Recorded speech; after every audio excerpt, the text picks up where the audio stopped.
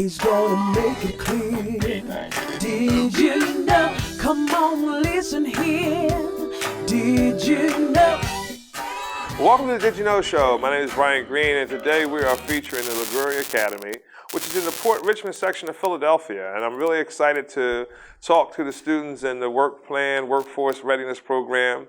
You're going to see that in a few seconds. I got a chance to engage with a class of students that are interested in building their soft skills so they can go out and do internships and ultimately get a career. But the Liguori Academy's mission is to prepare our future leaders through individualized learning in a community that offers boundless opportunities. So stay tuned. I am going to talk to a class of students, really nervous about it, don't know what they're going to ask me, but we'll see in a minute. Stay tuned, don't go away.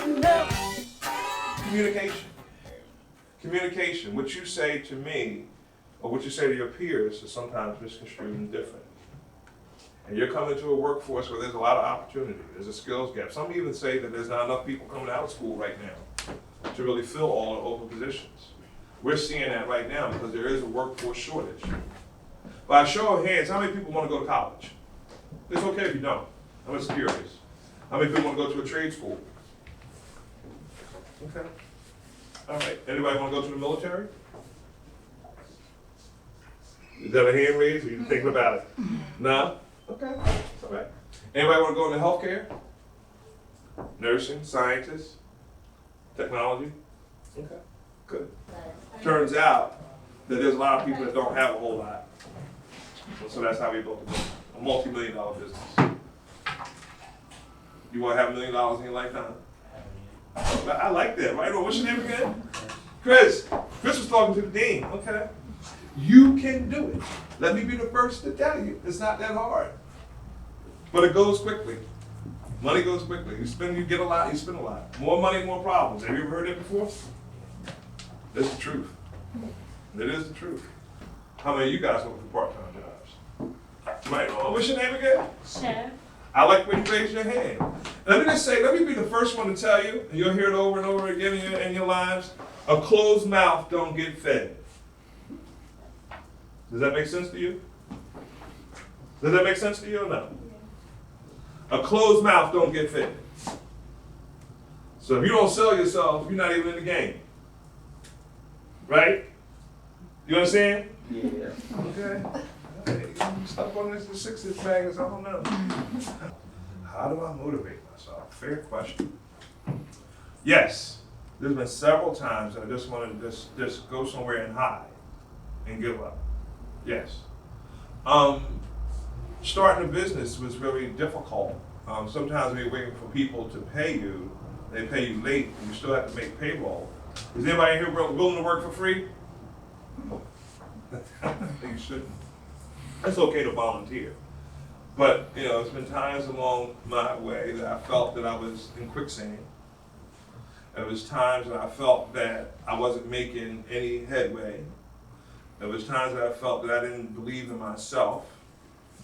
And I motivated myself by really thinking and looking at the people that came before me. A big influence in my life is my mother and my grandmother, to start with. Mommy didn't have it, really easy. She was able to take care of my big head self and still go ahead and get a job and get a degree.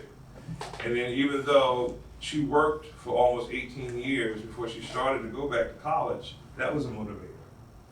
There's been other things. I'm a student of history, and when I look at the struggle of people of color and what they had to go through, there was a time, if you go back deeper in history, when women weren't allowed to vote. Women weren't in charge of their reproductive situation. Black people couldn't vote. Black people were slaves. When you think about other people's struggles and what people have gone through, that's a motivator to me. And then anyway, you go through highs and lows in life. It's natural. It's natural to say, you know what, I can't make it anymore. But what I will tell you that is helpful is you stay away from dream killers.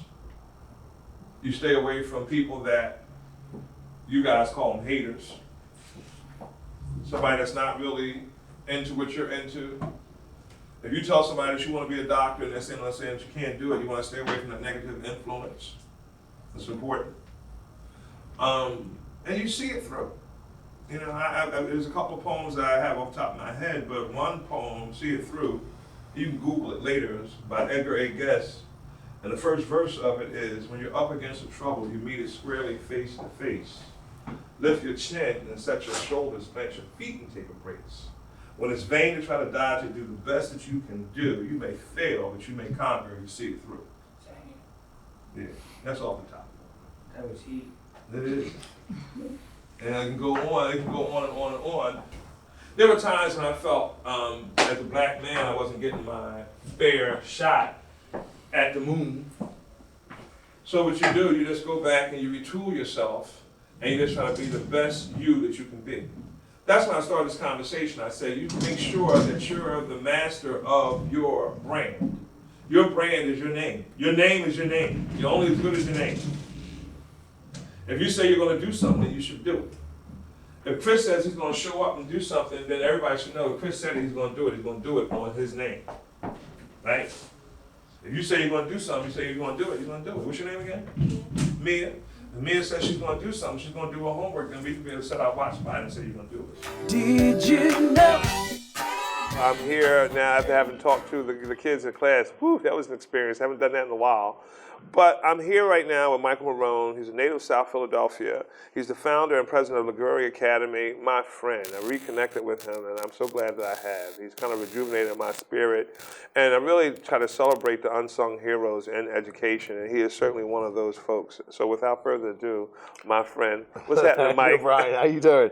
Good to be with you, my friend. I am so glad you were able to do it. Mike was just a recent guest on my radio show, too, and we got a lot of good feedback about you. Because people, I think there is an appetite really for educators that want to be educators and leaders in education. Education right now, especially during the COVID time, is not easy. You guys are faced with a lot of challenges, as we are in healthcare, and the synergy between us is just great. So let's get to it. Why Liguori? Why Liguori? So Liguori is a school that truly works with the individual child. It's the answer to this one-size-fits-all in education. So, you know, when you look at education, it's usually the sage on the stage, 30 to 35 students in front of them, same routine, assessments, and we needed something different in education. We needed to create an environment where we strive to work with the individualized student, to personalize education so that it's more accessible for all of our students. And so here at Liguori Academy, it's from the minute they walk in the door, we're looking at their strengths, their weaknesses, we're assessing their math, their reading levels, and developing their plan of education so that the students are not the ones who are sitting in back of the classroom, but they're the ones who are sitting in front of the classroom. So Liguori is able, the why Liguori, because Liguori is able to provide that opportunity for students to engage in an educational school that works for them and it meets them at their promise. And that's good to hear because kids are not a monolith. Everybody learns different, everybody feels different, you know, and it's just a kind of an individualized approach. What does it cost to attend Liguori School? So there's the cost and then what the parents pay. The cost to educate a child per student is $12,500. What our families pay, due to the generosity of good men and women who truly invested in the school, it's a community effort through and through, is that 100% of our families receive financial assistance. So we have a sliding scale. No family, no student is ever turned away for financial reasons. And we're able to do that because we have programs like Sponsor a Student or the Tax Credit Program that makes an education affordable for all of our students. Okay.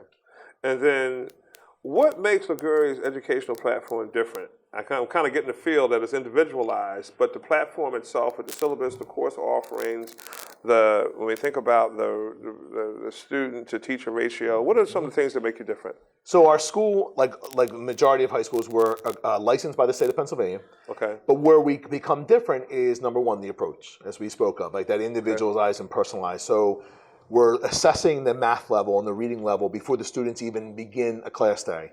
And the teachers are taking that information, that data, and it's helping them to design the courses for the students. The other part that's unique about the educational platform here at Liguori is that the teachers are able to monitor the students in real time.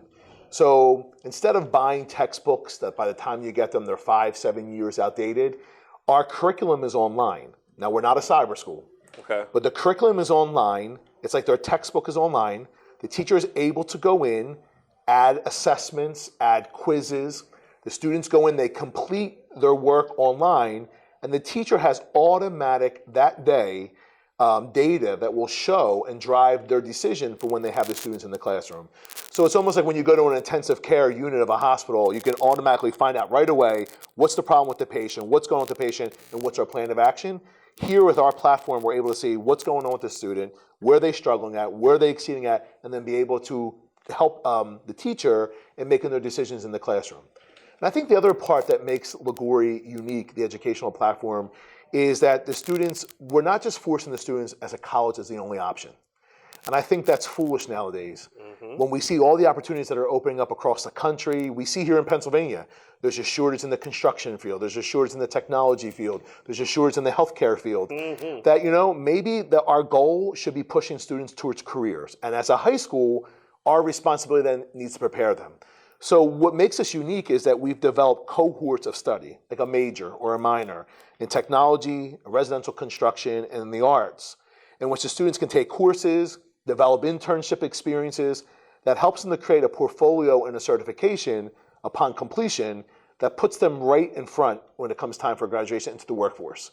So, and if they want to go work for their employer and their employer says, you know what, I'm going to pay you to go back and get advanced degrees, that would be awesome. But I think it's such a unique part of our school is because they're prepared for both. They're prepared for college. They receive all the lessons on how to apply financial aid.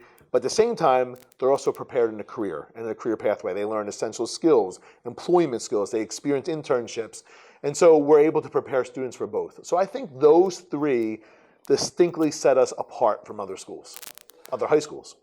So we're stationed here in Port Richmond, Kensington, part of Philadelphia. Old Richmond, there's a million different names for this neighborhood.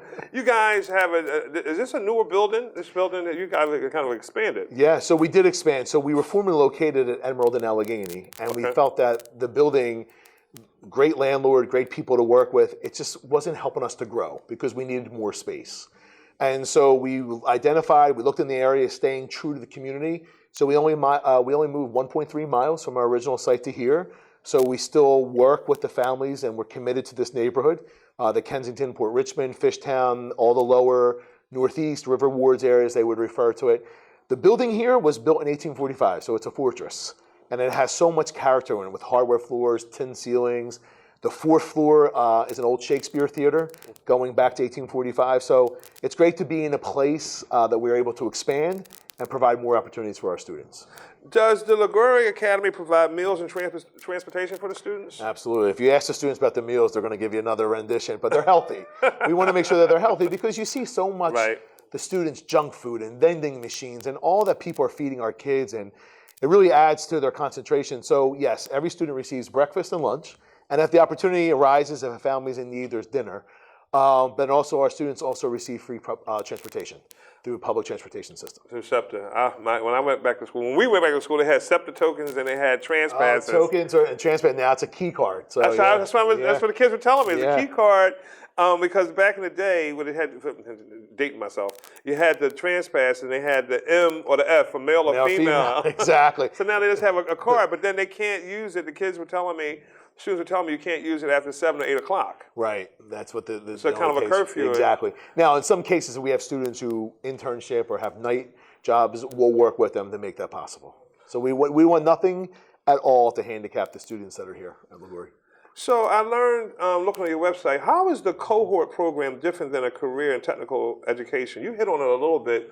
You said the curriculum is to guide them to not just a job, more of a career. Right.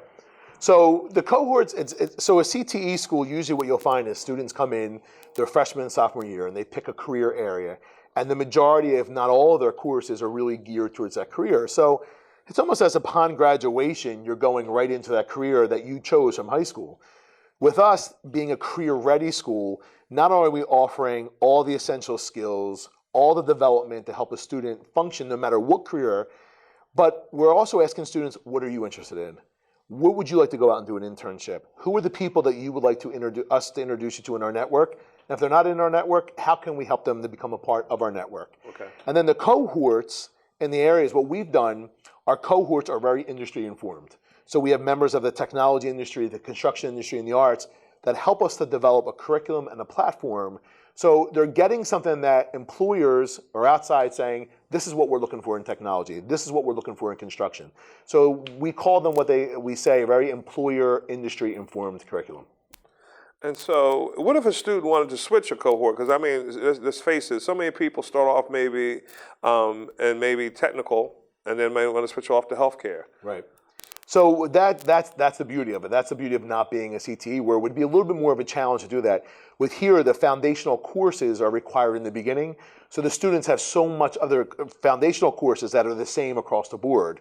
So that when they go to make that transaction or they go to start taking more of their courses, really that foundation where they would change their mind, they're all the same courses. So they're receiving the same foundations to prepare them.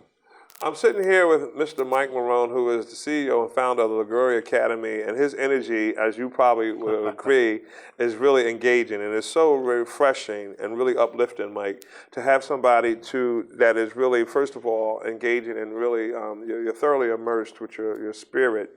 But I'm going to, thanks to you, I'm going to talk to some of your team members right now. I'm going to talk to Mary Teresa, who's the workplace manager, and also going to talk to Patrick Durkin, who is the dean and the director of the climate and culture of the Fortis program. And then we're going to come back and we're going to round off the show with you. So I had a chance already to talk to the students. I'm going to talk to some of your leaders, the key leadership people, and we're going to come back and talk to you. Great. Stay tuned. Don't go. Always Best Care is a great place to work. Flexibility, leadership, purpose, great benefits. There's never a dull moment. diversity, inclusion, compasión. We love our jobs. If you're looking for a great place to work, you can join our compassionate Team Green. You can apply online at teamgreenabc.com or call 267-909-9248. Teamwork makes the dream work. Always Best Care specializes in helping seniors who wish to remain in their home but need assistance. Our flexible care programs vary from hourly to live-in. Simply put, we're there when you need us. And Always Best Care is an approved Community Health Choices provider. Call today and we'll meet with you to develop a personalized care plan. Always Best Care Senior Services, doing more, caring more, and dedicated to exceeding your expectations. Always. Did you know? Welcome back to the Did You Know Show. And I'm sitting here now with two members of the leadership team at the Liguori Academy. We have Mary Teresa, who is the workforce plan manager, and we have Pat Durgan, who is the director of climate and culture for the Fortis program. And we're going to talk about the various programs at the Liguori Academy. Welcome to the show. So glad to have you here. And so, Pat, let's start with you, Director of Climate and Culture at the Fortis program. What does that mean? So there's a lot of pieces to that. So let's start first with the Fortis program. Okay. So Liguori Academy is the umbrella. We have the Liguori Academy private school, and then we have the Fortis program. The Fortis program is funded in partnership through the School District of Philadelphia. Okay.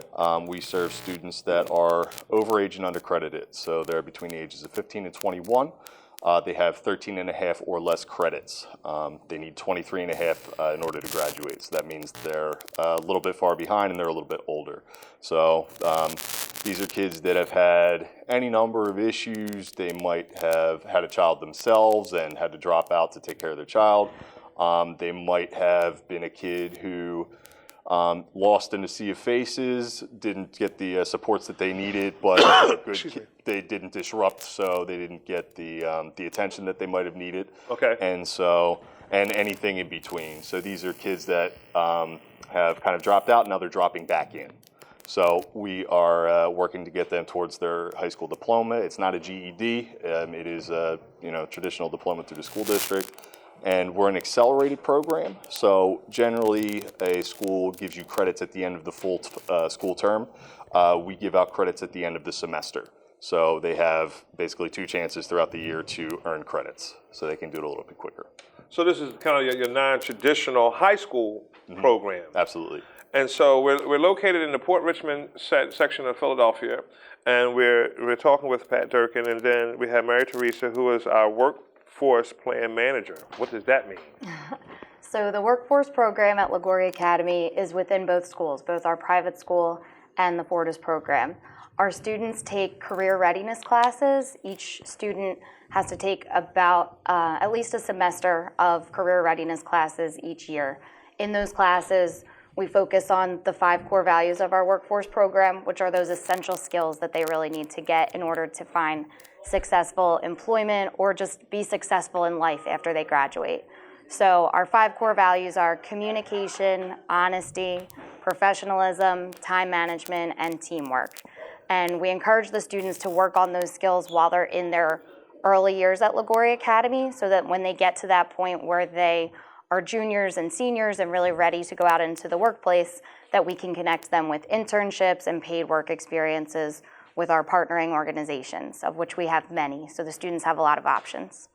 We're trying to be Always Best Care. When I say we're, Always Best Care Senior Services, we're trying to be a part of that as an employer, and we're trying to be a part of the job readiness program. I had the pleasure today of talking with a group of students today who really seemed engaged and just had a different spin. When you talk to young people and different, what my ideology is at a 50-something-year-old person versus somebody that's a teenager in these days and times, they cross-pollinate, but they're very different. The self-actualization of needs of a high school student, particularly somebody that's not in a non-traditional setting, it's almost like you reset them to kind of really repurpose them. And that's why I like Liguori Academy, because it's not your typical one-size monolith, education fits all. You kind of tailor the approach from what I've seen to the students' needs. Would you agree? Yeah, absolutely. Everything is individualized from the classwork they do, the instruction they do. We interview every single student that comes in, so we know their background, we know the struggles that they faced, and we work with them to figure out how to get them to that next step. We work with the kids kind of one-on-one as they come throughout the day, and it's like trying to remember that they're people, not just, almost like a factory line of just people moving through. So we want to know what happens outside the school, because that determines what happens inside the school as well. What's the typical ratio student to classroom at the Liguori Academy? So for the Fortis program specifically, classes are generally around anywhere between 6 and 15, kind of on the lower end right now with the pandemic. We've been facing a lot of challenges with attendance, but we try and keep the class sizes a little bit lower so that they can have more one-on-one intervention. It's interesting. Were you going to say something? Yeah, well, so in the private school, the ratio is about 8 to 1, but they might have classes where it could be all 25 students. Our maximum class size in the private school is 25 students. So there could be all 25 students in a class, or it could be similar to what you saw today, where we have about 15 in that class, and then we had 40 students in our class as well today. So it can really range in the private school. It's interesting. I'm sitting here thinking to myself, educators have a lot of challenges in this climate with COVID. And both of these administrators are wearing a mask, and I just applaud them, because the students don't seem, at least from my perspective, visiting, have an issue with it.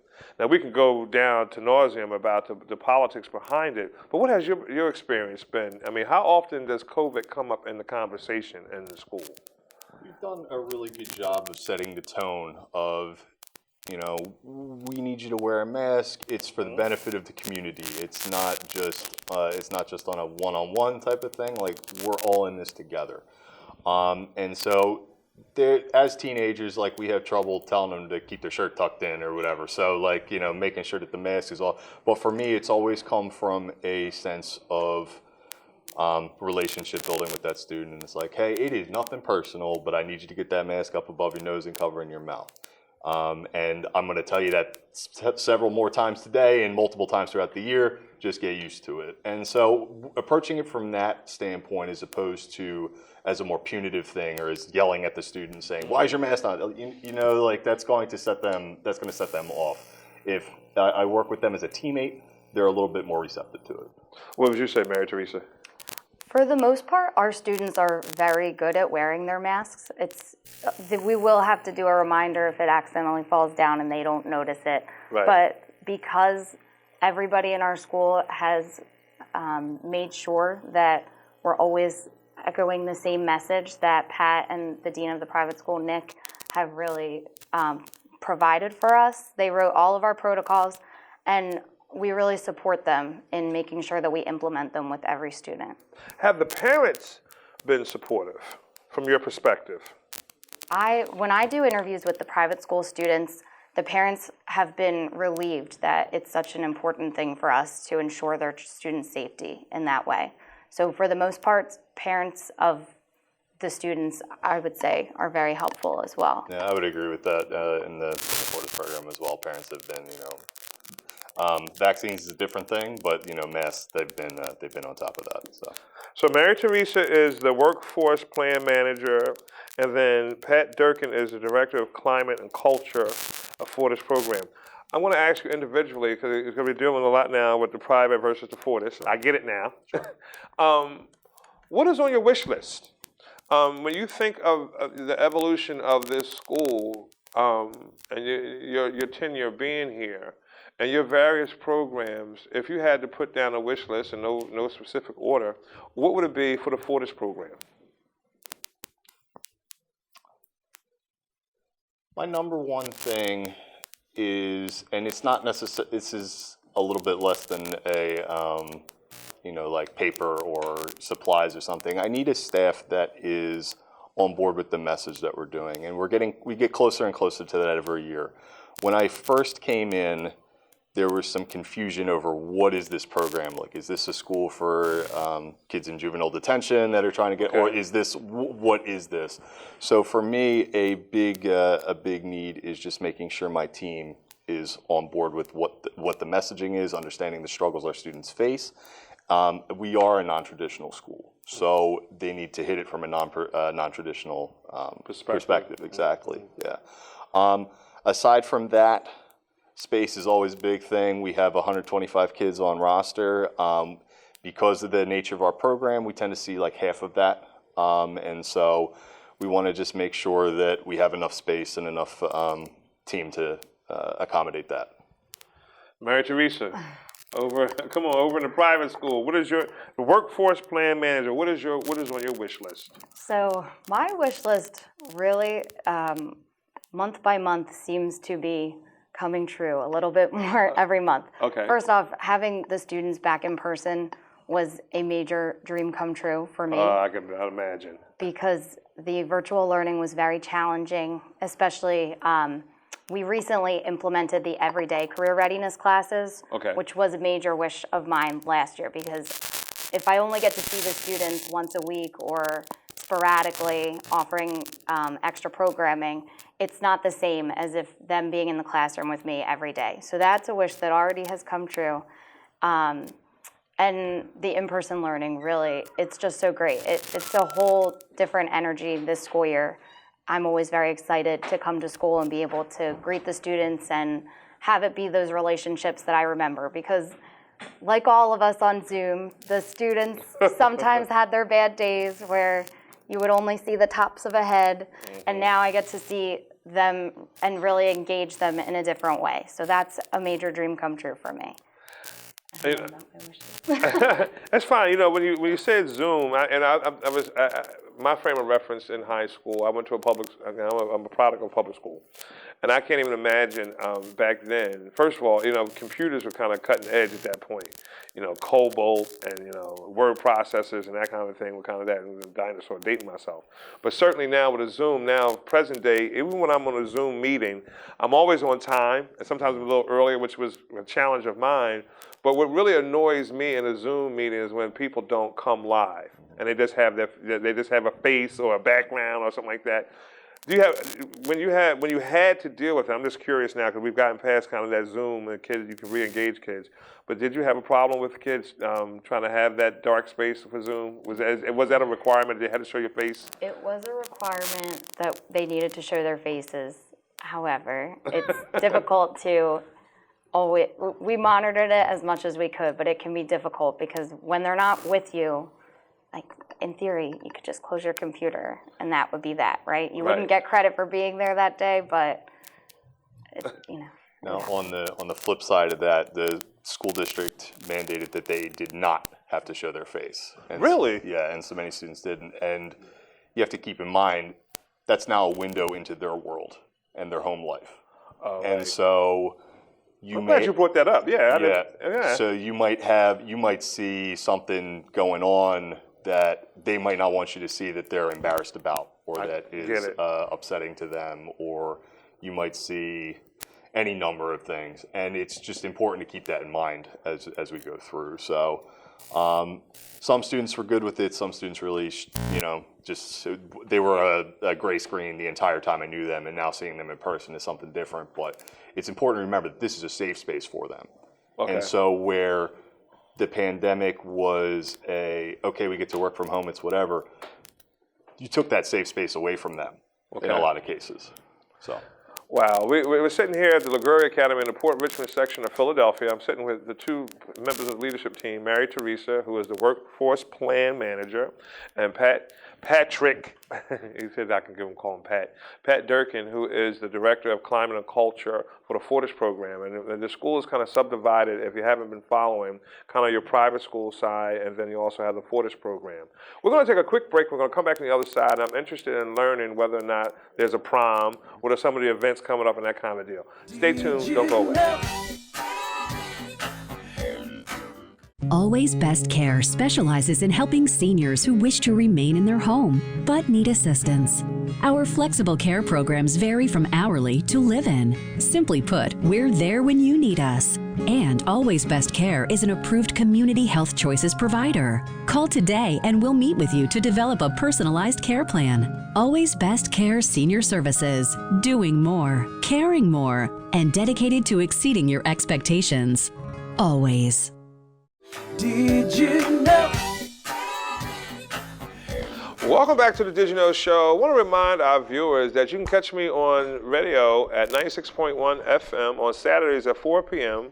The WRD show is centered around connecting people to home, community, and business resources that you ordinarily wouldn't know about. As we continue our conversations with Pat Durkin and Mary Teresa, who are part of the leadership team at the Liguori Academy, I'm just really interested in knowing, and you guys can just fill me in, what can parents do to prepare their kids for the admissions process? So for the Fortis program, we have a couple different avenues where students come. We get recommendations from other schools. A large majority comes from the School District's Re-Engagement Center, and then also through word of mouth. So what we tell parents to have is they definitely want to have their transcript ready, so knowing to make sure that they fall into that 13.5 credit mark, as well as the age range.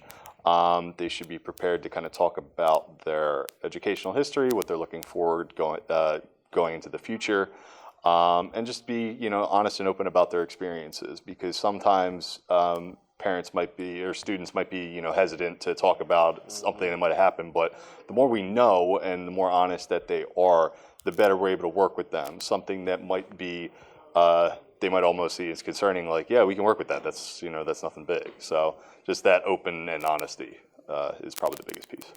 What about the private school? It's fairly similar in the private school. We have all of our families fill out an application that can be found on our website. Once we receive the application, they also need to provide a transcript just so that we can make sure that we know where their credits are at in terms of placing them in the proper grade and classes. Once we have that and have deemed that we can go forward in the process, many times our private school students, it depends on the time of year they'll apply, but they'll be asked to come in for a shadow day, or last year we conducted shadow days virtually where they were able to attend a few of our virtual classes and meet with some of our administrators.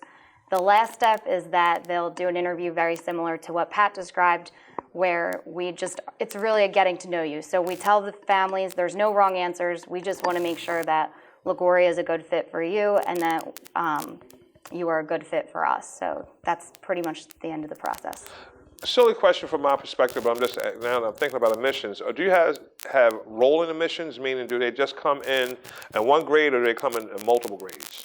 So we are constantly admitting students or allowing students to apply, so it's rolling admissions. Okay. And depending on, in the private school, it depends on if we have the seat available. Got it. So we only can accept 25 students per grade based on, all of our money is raised by Mike Maroon. So. Okay. All right. Fortis is a little bit different. We have rolling admissions throughout the entire year. Okay. As student, especially this time of year is kids are just getting back in, or they realize, oh man, like I didn't enroll at school last year. I need to get back in. And so that's a big piece of it for us. We don't go by grades. We only go by credits. So for instance, if you need an environmental science class, you'll be enrolled in that class, but you might have had English 3 and 4 that you passed, and you need to go back and do English 1 and 2. So even if you technically would have been a senior, you still have to plug in those boxes. Got it. And so let's talk more about student life. You mentioned shadowing virtually. I couldn't imagine what that's. We have to evolve with the time, so I'm not knocking it. But like, if a student did come and see, what is the student life here? So this year we've built a much more robust program. Okay. All of the Mary Teresa can talk a little bit more about the private school, but with the Fortis program, this has been the first time a lot of them have had clubs open to them. Not in any sense of it was prevented from them before. We just didn't have the variety that we have now. So now we have things like a film club, we have a gaming club, we have an esports team where the kids play Madden or something. And, Okay. It's beyond my pay grade. But the really interesting part this year is that they're also mixing the Fortis kids and the private kids can have the same, go to the same clubs, go to the same things. So this is something that is been new this year and has been really great to see the groups mix. Student life in the private school sector is the same thing?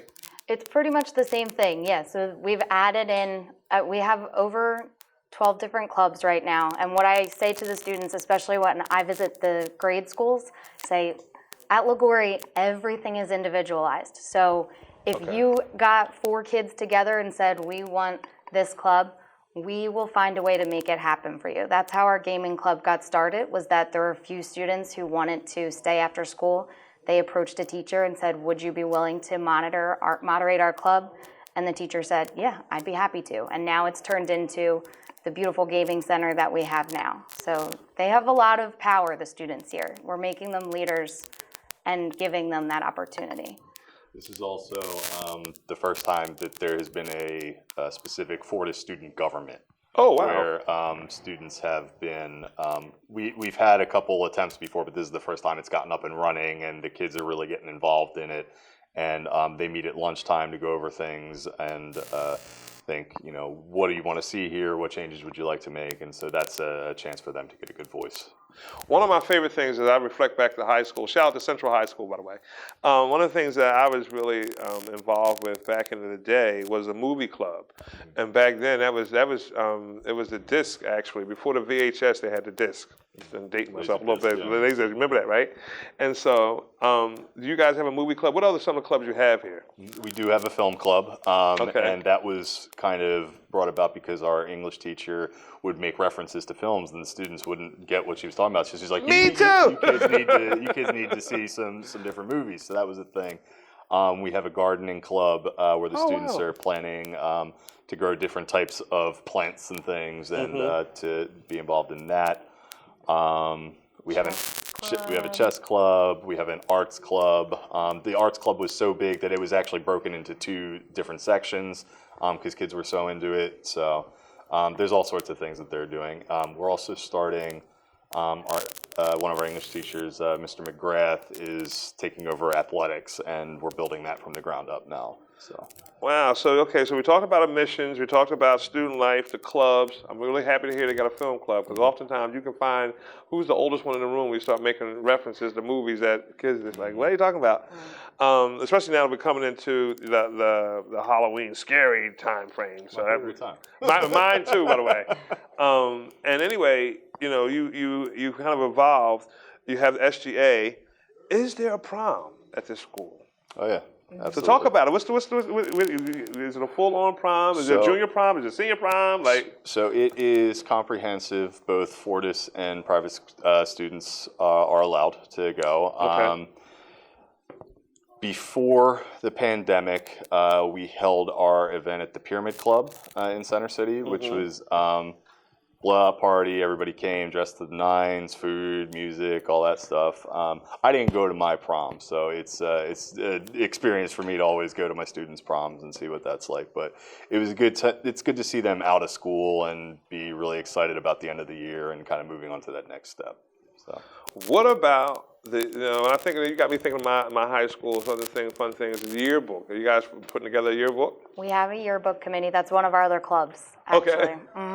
So we've got most of our bases covered. We have our student ambassadors as well, so their role in the school is to take parents on tours of the building when we have our open houses and be our beacons to just share the good things about the school. And then we also have an Interact Club. We're connected with the Rotary Club of Philadelphia, so we do different service projects with the students as well. There's always more clubs. And they keep forming every day. But I'm glad to hear the students kind of control that, because that nothing like including a person in change or improvement, because they'll have engagement. What are the class trips? You guys got class trips? We have done them previously. Right now, it's kind of with COVID, right? With COVID and the climate and that kind of thing. Because I know that was a big thing too. You get a class trip. I think our class trip was like to D.C. to travel to the Capitol. I think that was what it was. Yeah, I think we went to, was it Six Flags? I think we went 2 years before COVID. We went to Six Flags with everybody in for the Fortis program, and that was fantastic. Just again, seeing them be kids. A lot of them, they have a lot of responsibilities at home, a lot of challenges. So when they have an opportunity to just be a kid, it's a really great thing. I'm sitting here with Mary Teresa and Pat Durgan. When you think about this school, and if you look at the bottom of your screen, you can see the school's website and the telephone number if you're interested in getting more information, or even perhaps applying, having your student apply, your child apply. What parting message would you leave? Because both of you are educators and both of you have come into a school that is your non-traditional setting. What do you want the world to know about Liguori Academy? Loaded question, I know. I put you on the spot, but I did it for a different reason. Because one thing for me, my daughter's grown and been out of school for a while. And she's actually thinking about going back to study cybersecurity, because one of the questions that the students ask me is, how do you motivate yourself when you get down? But talking to educators, especially engaged educators, is uplifting to me, because I'm all about passing the baton, right? And so when I get a chance to talk to educators, especially in this climate where we've had to adapt. What is, I think of a lot of different special things, but it's always good to hear from a teacher's perspective, because you guys are grassroots. You're here. So academics are only a piece of what we do. Clearly. The biggest piece for me, and kind of working in climate, is the socio-emotional piece. We get to know your kid top down, things that they might not feel comfortable telling other people. That's the level of relationship that we want to build with the students, so that they know that this is a place where they have trust, they feel safe, that we are working to get them to the next step. We had a student recently who mentioned, we said, how do you like it here? This is his first year here. He had been with us through COVID, but this was the first time, being in the school and seeing how we operate.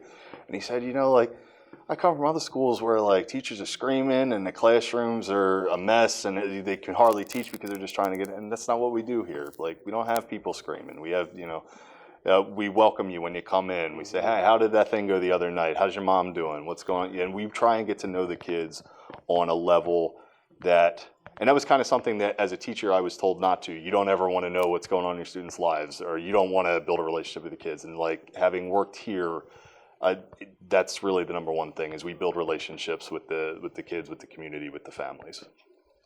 Mary Teresa Williams. To echo what Pat says, the relationship building is very important. And when we interview the students, we do let them know that this is a family atmosphere. So we want everybody to feel that they have a place that they can be comfortable and be themselves. We never want anybody to feel out of place or awkward, because that's a big thing in high school. They're already teenagers, so they already sometimes feel awkward enough, and we want them never to feel like they don't belong somewhere. So we really encourage the students to, by relationship building with them. And once we cover those like social emotional needs and get them comfortable with us and comfortable in this environment, then we can be that partner for them when they're ready to go on to their post-secondary path, whether it be college or career. We want them to be college and career ready, so we encourage them to explore both paths.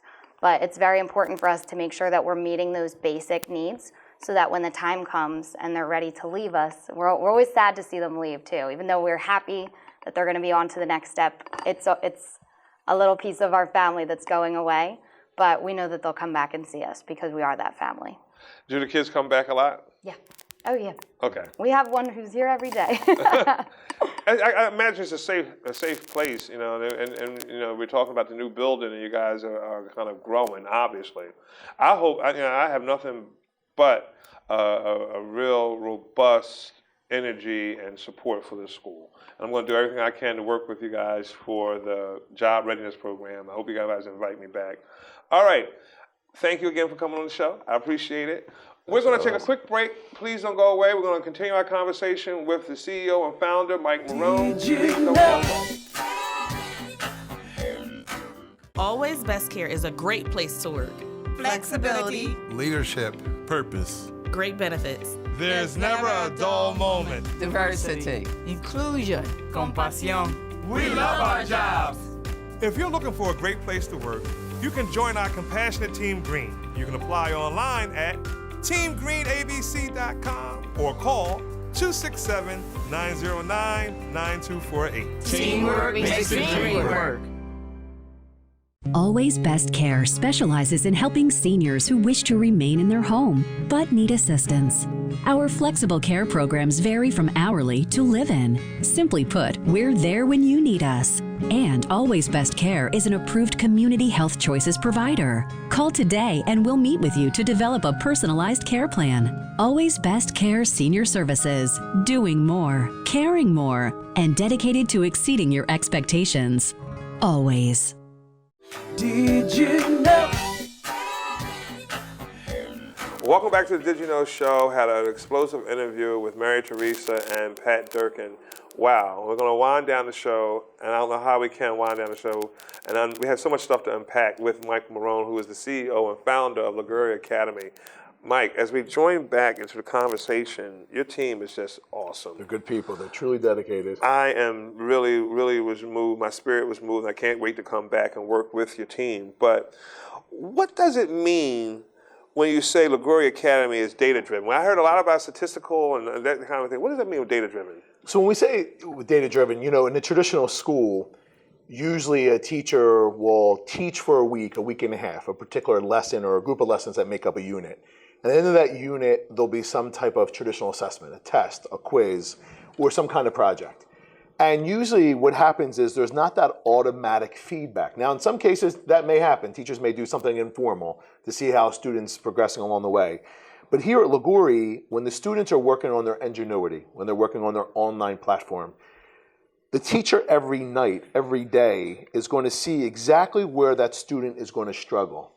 So they're going to get that disaggregated data right away that's going to identify where students' strengths are, where they're exceeding, and then areas that students are having some difficulty. And so that's why we say we're data-driven. But also we're data-driven because we're taking assessments when they first come in as a student, and we're assessing them on a reading level, and we're assessing them on a math level. That data that the teachers have, or that data that teachers receive, will help them in the planning of the courses for individual students. So that data gives them information. We also then take that reading data and then we have students who are then enrolled in a program, in an enrichment, I should say reading enrichment program, where their reading and enrichment skills are improved. We try and close the gap. So that by the time they graduate, they may come to us with a deficit of a couple years behind on their reading level. By the time they're graduating, they're not only on level, but they can surpass their level. So you can only do that really through a good technology platform, high tech, high touch in the sense of working with a teacher. And so that's where we say that we're data-driven. We take data very serious to see where the students are, to see where their deficits are, to see where their strengths are, So then the teacher then knows how he or she needs to plan projects, how they need to plan the next day as far as classroom instruction is concerned. Now, I revert back to my data-driven, because back when we were in school, they had something called the California Achievement Test. Yep, absolutely. You remember that, the CAT test? Do I remember the CAT test, yeah. Right now, education, fast forward to so many years later, do you guys participate in any state tests? So with our students who are in the Fortis program, they do. They take the Keystones, which is the state examination that's required for students. In the private school, we're not required. So there is the only standardized test type that they would take is an SAT or pre-SAT in the private school. So then what does it mean that a student upon graduation are college and career ready? Because that's what we talked a lot about with Pat Durkin and Mary Teresa. Right. Career and college ready because so my previous teaching experiences, we've always were able to celebrate students who received incredible financial aid and scholarships. Okay. And they were significant. They were in the millions of dollars. And it was great. But where the story ended was that day that you heard that, or when they graduated.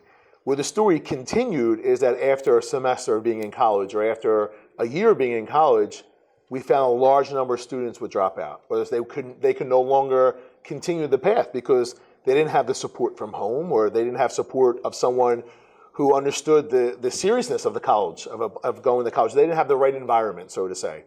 So at Liguori, we want to make sure that if that's the case, if a student goes down the college path, that they also have a career skills. They have a certification, they have a portfolio of work in a particular career and experience, so if they were able to switch, they can go right into that career path. Now, the same can be said reverse. We have students who come through here who are not college ready, who don't want to attend college for whatever reason. So we create a career pathway, not a job. Okay. Not a job. We don't want them to be in a job. We want them to be in a career path where they can go in, get invested salary, benefits, something that's of their interest and their liking. They can take their knowledge here from high school, and that can help them in that position. Again, they could take their portfolio of work or their experience on an internship or the knowledge that they learned in the classroom, and they can become career ready. So they can go right into the workforce. And then the same could be said. If they're not happy after a year or two, they say, you know what, my intention is to go back to college. Or maybe their employer says, I'm going to pay for you to go back and take a class or two. They're also college ready too. So we provide to them the essential skills that are necessary for both. Okay. And when you look at the essential skills for students going to college and career, there's a lot of overlap. They're pretty much on the same pathway. So we've identified what those social and emotional skills are. We've identified what those essential skills are. We've identified what those skills are also as well in the classroom. Mike, what does it mean that the school provides boundlessness? Yeah. So our school is named after an incredible Catholic saint. We're not religious affiliated, but his name was Alphonsus Liguori. And Alphonsus had a love of people who were marginalized by society. They weren't marginalized because they couldn't do it, it's because society marginalized them, because economically they didn't fit the path, or because they didn't have the proper education, they couldn't read and write. And so Alphonsus had this way of really connecting with everybody. And when he would connect, he would always remind people of this great truth. God does not love you, but God is madly in love with you. And to know that there's a God who is madly in love with you provides you the knowledge that makes all things boundless. It's like that's boundless love.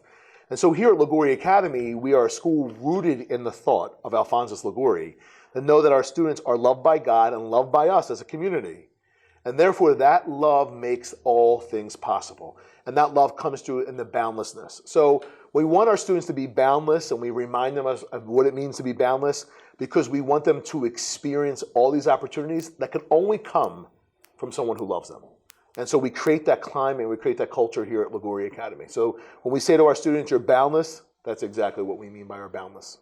What impact is Liguori Academy making in the community and in the educational world? Because you guys are kind of, I hate to say it, but you're cutting edge in a lot of ways. Well, we're different, and we're definitely, again, that answer to that one size fits all. And I think what it is providing to the community, the people in the community, an option. An option to know that outside of public school, that there's another community of learners in a private school, or in the accelerated learning in the Fortis program, that there's all these opportunities that exist within our school. And I think that as we continue to do outreach in the community, like for example, we go in and we do enrollment, we meet in the community with leaders, or we go into the community and we share the results of our school, or we share what our school is about. as we constantly do that, we're constantly reminding the community that we're here to serve the community. So it's like the old-fashioned model of community public schools. You know, it was like you went into a community public school and you were able to do everything in a community public school. Well, we want to be that to the neighborhood. We want to be able to help with job placements. We want to be able to help with our eSports Center, with our Mac Lab, and our construction center. So we want to be able to continue to provide for all the members of the community, especially for the families of our students. So discuss why the community needs to support Liguori Academy. And before you go, I want to remind our viewers that if you look at the bottom of the screen, this school is supported mainly by donations, which are tax-free, and we can get into that too. But if you look at the bottom of the screen, you can look at the website, and you can find out more about the school. For my parents out there that are trying to look into maybe enrolling their kids or getting accepted here, you can do that. So we're getting a signal, Mike. We're almost out of time because we have so much information. Absolutely. So I'm going to put on your shoulders. Your teammates told me that you are the man with the super cape on the fundraising. So wrap us up with how the community can support the school and tell us a little about the tax credit scholarship. Sure. So the community definitely by coming in and being positive mentors is the first thing. Just coming in and meeting our students. You know, we always say we friend raise before we fundraise. So they have good men and women who come in and can really take advantage of, our students can take advantage of relationships, and they need that. The other part to it is too, it's a simple program by the state of Pennsylvania called the Educational Improvement Tax Credit Program. And really what it is, Brian, it's a husband and a wife or a single person identifying their tax liability or a business. And this is the only time Harrisburg will give you the option to be able to redirect where you want your taxes to go to. And so you identify that tax liability, you make an application, you apply, that money then is sent into a program, we issue credits to you, and those credits you receive a 90% tax credit, and you receive, with the 10% left, is a charitable donation. So you're able to use as a federal write-off for your charitable donation. So you could have somebody who makes a $10,000 donation on a tax credit program, and ends up paying maybe $463 for a $10,000 donation. And it's really, you're telling Harrisburg doesn't even want you to send the money. They want you to send the money to the school. They said, don't even send it to Harrisburg. We document it. We send you all the paperwork, the K-1s, the receipts, so you can use them for your tax returns. So it's an absolute, and it's all scholarship money. So the minute you participate in the program, it goes right to, attaches onto a student. And that money is all scholarship money. Mike Barone, the CEO, founder, visionary, my friend. So really excited to have been here to learn more about Liguori Academy. Thank you. If you're interested, look at the bottom of the screen. You can certainly call the school at the number that is listed, and you certainly can go to the website to visit and find out more information on how you could either enroll a student, Absolutely, or support the school with a tax-free donation. Thank you, Mike. Thank you, to your Brian. team. Thank you very much. This has been supported by and will sponsored by Always Best Care. We'll see you next time. Take care.